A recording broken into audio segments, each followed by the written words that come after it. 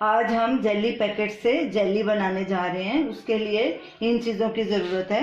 एक packet jelly, हमने orange jelly लिया है, आप कोई भी फ्लेवर की ले सकते हैं, और आधा लीटर पानी लिया है।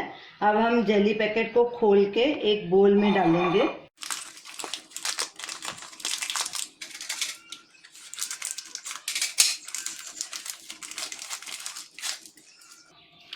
इसमें से एक पैकेट जेली और पाउडर है, वो हम एक बोल में मिक्स करेंगे।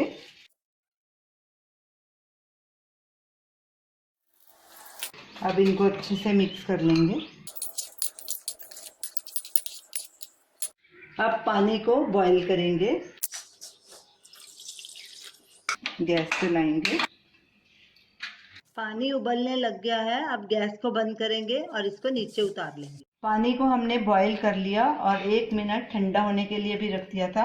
अब इसको मिक्सचर में डालेंगे और अच्छे से मिक्स करेंगे जब तक ये अच्छे से डिसॉल्व नहीं हो जाता। जेली का मिक्सचर अच्छे से डिसॉल्व हो गया।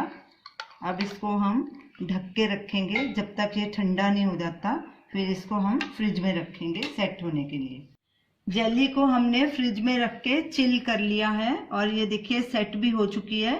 इसको फ्रीज़र में नहीं रखना, नहीं तो ये सॉलिड हो जाएगी आइस के साथ। तो अब हम इसको कटोरी में डाल के आपको बताते हैं। ये देखिए ये पूरी तरह से सेट हो चुकी है।